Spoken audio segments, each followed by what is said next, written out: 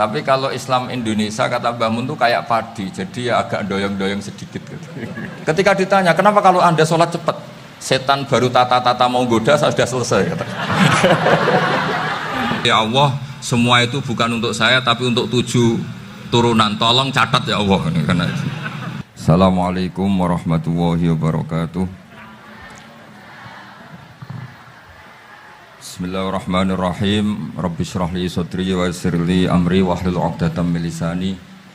Allahumma shalli wa sallim wa barik ala sayyidina Maulana Muhammadin wa ala alihi wa sahbihi asma'in. Nama ba'du. Yang sangat saya hormati Kiai Haji Raden Azaim, semua masayikh, semua keluarga besar Kiai As'ad yang saya hormati, juga pemateri kedua atau Mau'izah Hasanah kedua Kiai Haji Muslih dari Madura, kemudian wonten Kiai Haji Afifuddin, semua yang saya hormati. Niki saya hadir perjalanan terpanjang karena 1 tahun. Jadi saya dari rumah 2020 sampai sini 2021.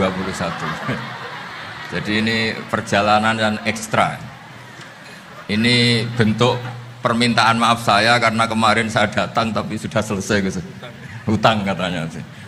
Ternyata Gus Azaim tidak legowo memaafkan, dia itu ngutang katanya, karena saya kemarin datang tapi terlambat terus dibajak disuruh ngajar Ma'had Ali. Tak pikir itu sudah bayar, ternyata masih diutangkan. Nah ini sudah selesai, berarti saya sudah jadi orang baik lah kira-kira gitu sudah. Jadi sudah bayar utang gitu. Saya mau cerita sebentar tentang khol. Dulu 84 guru saya Kiai Haji Maimun Zubair, semua mas saya se-Indonesia rawuh ke sini untuk muktamar, termasuk bapak kandung saya Kiai Haji Nur Salim ikut datang, ikut menyaksikan betapa pondok ini zaman itu masih Kiai As'ad jadi tonggak sejarah penting dalam NU, yaitu kembali ke Khittah 26. Kita tahu NU dulu itu ormas, kemudian era Gus Wahid jadi partai politik, era Gus Dur karena saran beberapa kiai, wafi muqaddimihim ada Kiai As'ad, Kiai Ahmad Siddiq dan beberapa kiai, kembali lagi ke Khittah 26, yaitu menjadi ormas, organisasi masyarakat yang menaungi, yang mengayomi, yang menganjurkan mazhab ahli sunnah wal jamaah. Tadi Gus Azaim cerita betapa pentingnya para pendiri, para muassis yang diibaratkan sebagaimana pohon. Saya masih ingat Dawe Mbah Mun. Saya nanti cerita mas saya sebentar, terus cerita kitab Al-Ataqoh As-Somadiyah dikarang Said Muhammad, fawaidnya maksudnya. Kalau Islam Arab, ini kata Mbah Mun, kalau Islam Arab itu contohnya kayak pohon kurma, jadi kuat. Dan wajah tasbihnya itu di daunnya tidak jatuh. Tapi kalau Islam Indonesia kata Mbah Mun itu kayak padi, jadi ya agak doyong-doyong sedikit gitu. Jadi untuk menghadapi angin besar itu pilihannya 2, Anda kekar kayak kurma atau fleksibel kayak padi. Jadi ya doyong-doyong sithik gitu. Ada koruptor sowan, salam templeknya ya diterima gitu. Ada calon bupati cantik ya didukung, pokoknya agak-agak doyong gitu. Tapi baru kayak doyong itu nggak bisa roboh karena fleksibel. Jadi kazar in akhraja syatahu, jadi ada 2 tamsil. Karena memang menghadapi orang fasik, orang dolim ini, kita sebagai ulama itu ya kebingungan. Ini mungkin Ki Afif bisa bahsul masail ini. Karena pertanyaannya gini, saya berkali-kali digojlok sama bapak saya. Berteman orang fasik hukumnya gimana? Pasti dijawab haram. Tapi kalau pertanyaannya dibalik, membina orang fasik hukumnya gimana? Baik. Dan bisa membina kalau berteman.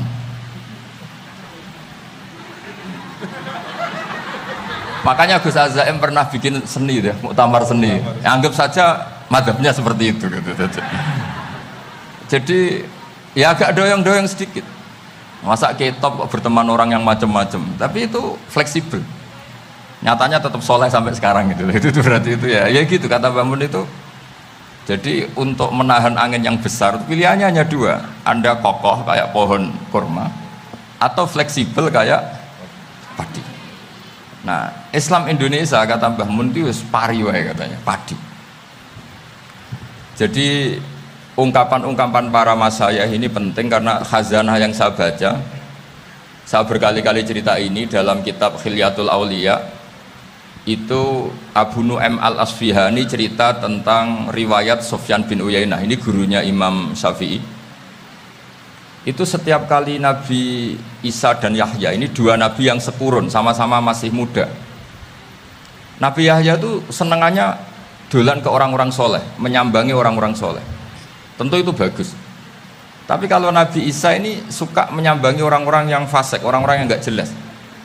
Ketika dua beliau ini ketemu, tentu yang perlu jawaban Nabi Isa karena kontroversi berteman sama orang-orang yang nggak jelas.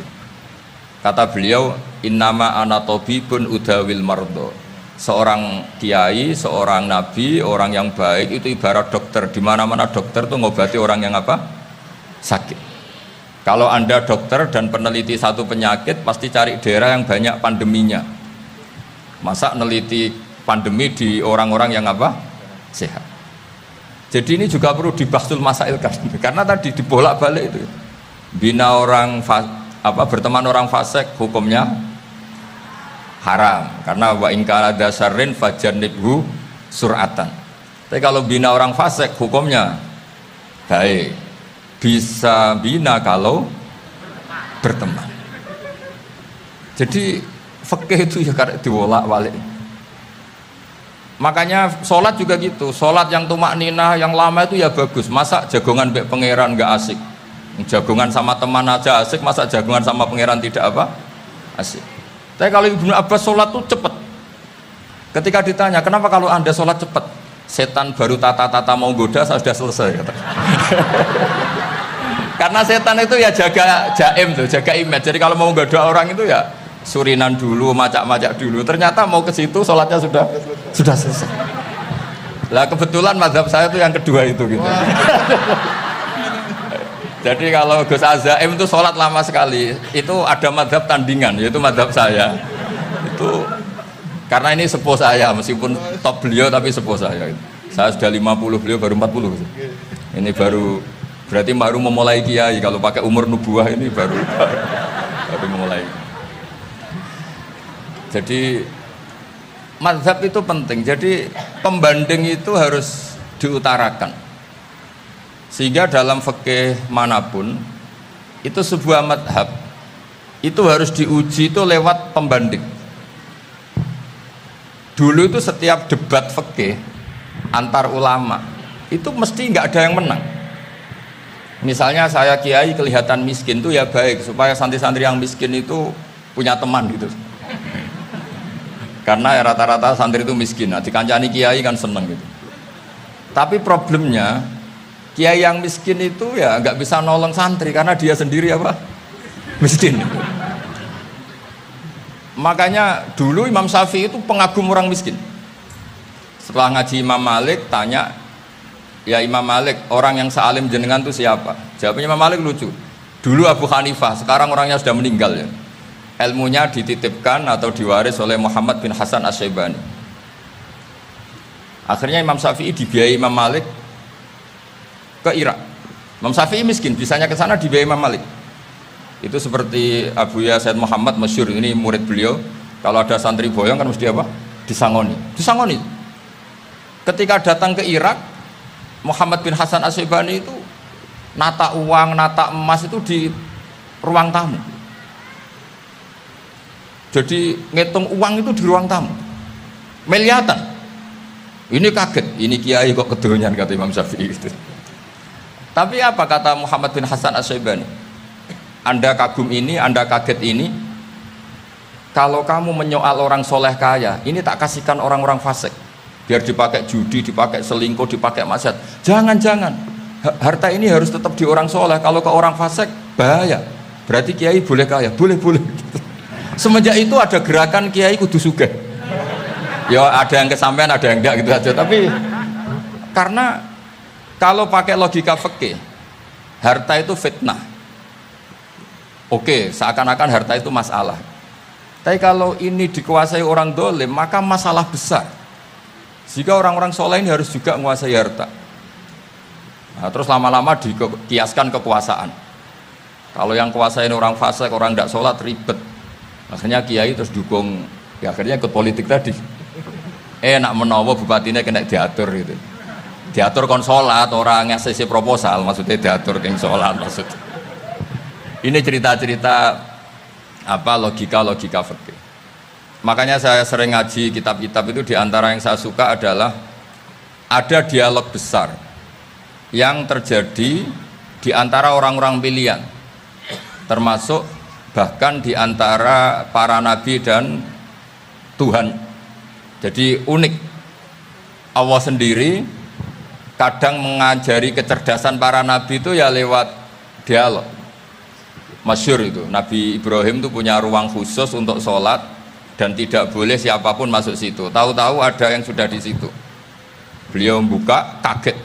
Siapa memberi izin ke kamu yang punya rumah ini? Saya yang punya rumah dan saya tidak memberi izin kamu. Yang memberi izin saya itu yang punya saya, kamu dan rumah ini. Yaitu Allah Ta'ala katanya. Wah, berarti kamu malaikat dong? Iya, saya malaikat Israel. Disuruh nyabut nyawa kamu. Ya agak sopan karena nggak pernah mondok di Salafiyah itu namanya malaikat Israel itu. Itu akhirnya Nabi Ibrahim bilang, wah itu keliru, Anda pasti keliru. Hal ra'aita habiban yumitu habibah, hal ra'aita khalilan yumitu khalilah. Saya ini Khalilur Rahman, saya ini kekasih Allah. Masa ada kekasih bunuh yang dikasih? Itu Israel akhirnya ngaji, masuk akal juga.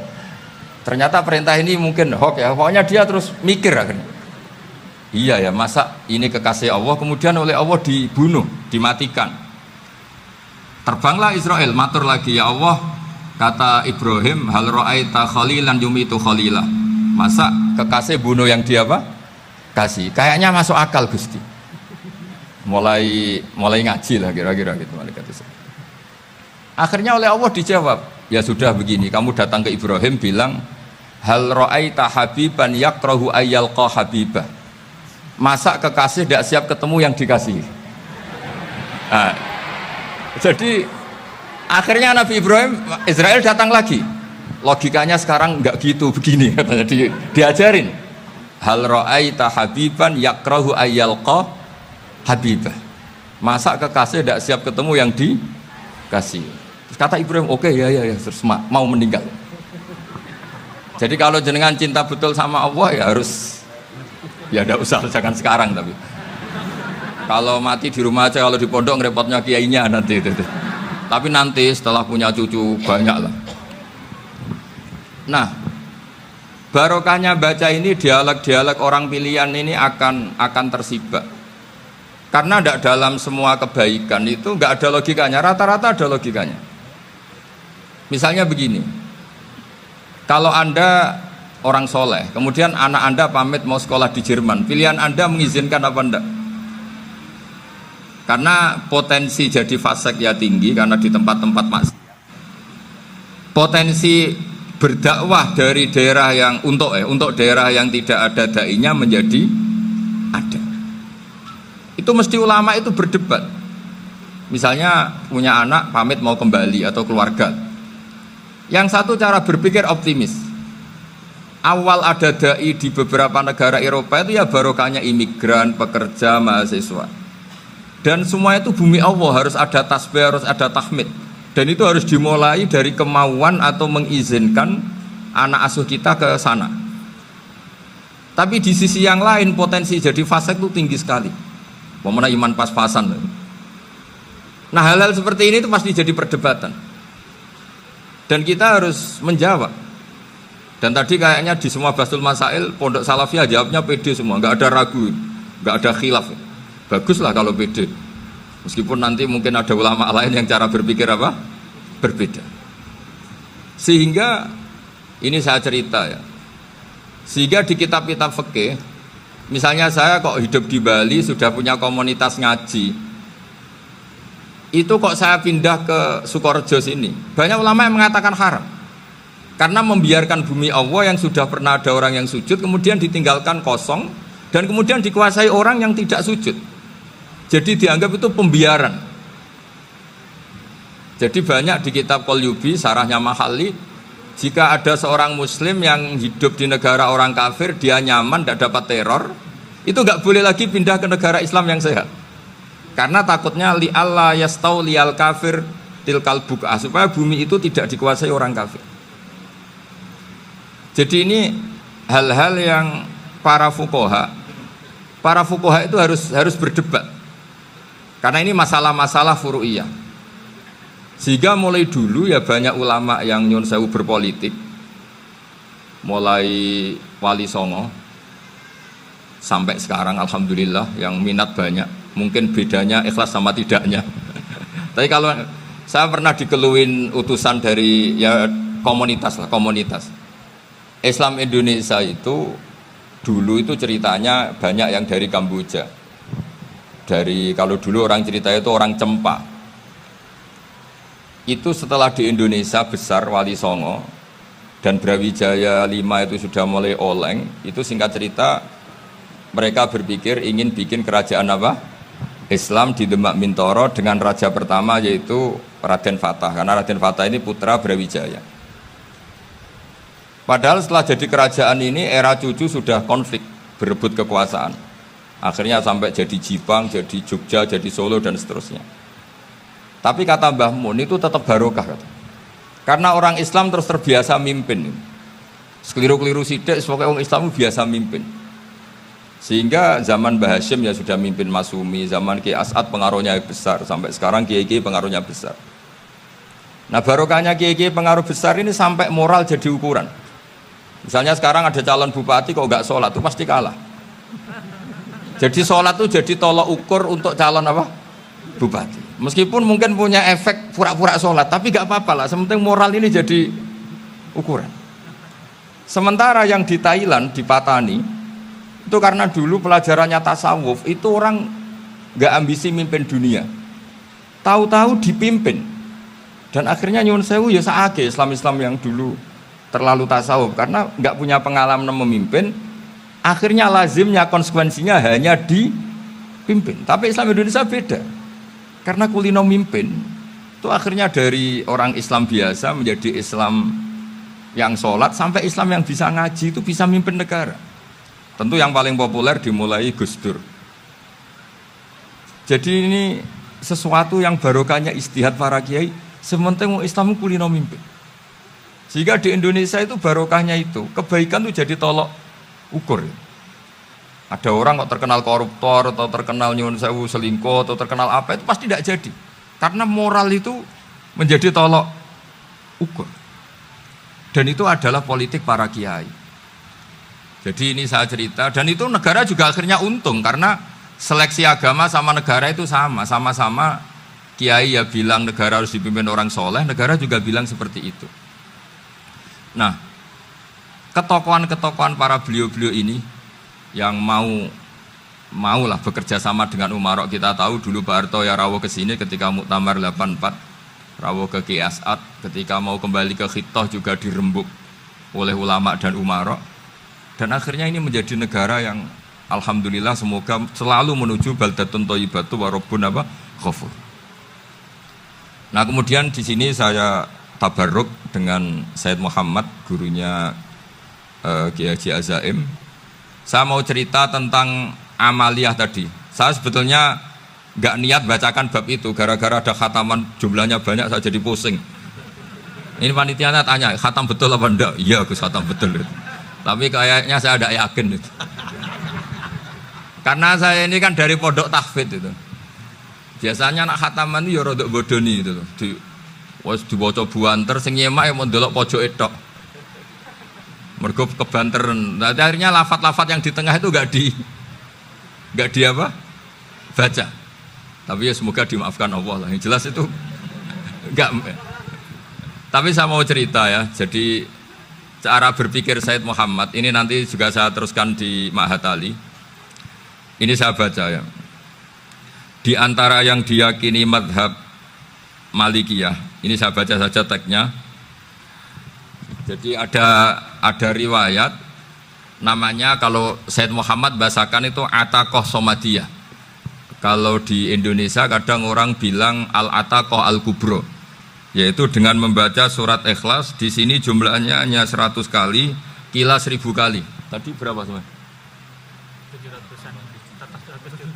700 juta ini sudah susuk banyak ini. Di sini hanya 40, riwayat lagi 100, 1000. Terus sampean tadi berapa? 800 juta. Wah, ini sudah susuk ini. Itu anak cucu sampean pasti masuk surga itu kalau gitu. Ini saya baca, ini kitabnya Said Muhammad ini. Suratul Ikhlasi wal Itqu minan nar. Akhrajat Tabrani fil Kabir an Fairuz ad-Dailami wa Ibnu Uftin Najasi. Waqad khadaman Nabiyya sallallahu alaihi wasallam. Orang ini jadi khadimnya Nabi. Qala Rasulullah sallallahu alaihi wasallam, "Man qara'a qul huwallahu ahad mi'ata marratin fi shalat aw ghairiha kataballahu lahu bara'atan minan nar." Ini hanya berapa ini? Mi'ata marrah. Berarti kalau satu orang itu cukup 100. Tadi sudah untuk 7 turunan tadi untuk orang berapa? 800 juta. Ya, untuk 7 turunan cukup ya? Cukup. Untuk 7 turunan. Ya, sudah susuk ini, sudah susuk ini. Aduh, ribet ini. Nah, ini tak cari pembenarannya, ini supaya keren. Ini di halaman 188 Abwabul Farad. Warwa Ibrahim bin Muhammad al-Khiyari fi fawaitihi an Khudzaifa marfu'an. Man qara'a qul huwallahu ahad alfa marratin faqad ishtara nafsahu minallah. Berarti 100, ada riwayat lagi 1000. Nanti tak carikan lagi yang berapa? 1 miliar mungkin. Jangan banyak-banyak. Nah, ini saya baca ya. Wa hadzal adatu huwa al-ma'rufu bi ataqatis somadiyah. Wa qad nassa jama'atun mutaakhiril malikiyah ala istihbabi ataqatis somadiyah wa haddu ala qiraatiha wa istimaliha. Minhum Asy-Syaikh Abdus Salam Al-Asmar saat terus ini. Jadi kullu haula'i istahabbu ataqatas somadiyah ma'atirafi ba'dihim kal Misnawi bi syiddati fi hadisiha. I'timadan ala anna hadza minal fadha'il allati yutasahalu fiha. Faman sa'a yasta'milaha roja'a khusulama fiha fala ba'sa bidzalik ala syarti alla ya'taqida thubuta dzalika anin nabi sallallahu alaihi wasallam hatta la yaqa fil kitsbi alaihi. Jadi intinya itu silahkan Anda bikin jumlah sesuai versi Anda. Yang penting Anda jangan kampanye kalau itu perintah Kanjeng Nabi Muhammad sallallahu alaihi wasallam. Karena kalau kamu atasnamakan Nabi kemudian jumlahnya sampai 800 berapa? 800 juta, berarti Nabi mengajarkan masyakoh pada umatnya. Jadi cukup yang riwayat itu di sini hanya 100 sama 1000. Jadi kalau jumlah tadi untuk 7 apa? Turunan. Jadi kamu harus ditutup dengan doa, ya Allah, semua itu bukan untuk saya tapi untuk 7 turunan. Tolong catat ya Allah. Karena itu. Jadi artinya gini loh ya, orang Indonesia yang sering mempraktekkan ataqoh somadiyah itu bukan tanpa dalil. Ternyata dalam mazhab Maliki, saya masih ingat ketika mbah saya kandung, bapaknya bapak, asmane Mbah Nur Syam, itu wasiatnya minta dibacakan 4.000. Yang baca pas itu ya bapak sama anak-anaknya. Dan kemudian alhamdulillah zaman akhir itu mulai agak ngawur. Kalau ada acara itu wong liya kon maca anake mlebu metu gak melok maca. Itu keliru, saya jamin itu keliru. Saya sering kalau mimpin di rumah, kalau yasinan di tonggo-tonggo kok anaknya gak maca, saya keluar. Bapakmu wong liya kon maca, kata saya gitu. Jadi itu menurut saya itu yang jelas. Saya sampai ngisi begini. Yang ada riwayatnya itu idza mata ibnu adam min qata amaluhu illa min salasin shadaqatin jariyah au ilmin yuntafa'u bi awaladin sholihin yatullah. Itu tidak ada di hadis au kiyayin sholihin yatullah, kata saya. Yang ada itu awaladin apa? Sholihin. Jadi anaknya harus ikut, kalau tidak ada usaha, kata saya. Akhirnya anaknya udah wedi, nggih Gus nggih. Wah, akhirnya tak kei jagung paling akeh, kula mendet sithik. Wong aku ora anake kok. Kadang-kadang enggak, orang lain baca buahnya anaknya mau mlebu metu mau enggak no tamu mbek rokokan. Itu harus ditobatkan itu. Keliru itu. Karena nasnya bukan au kiyayin sholihin tapi awaladin sholihin.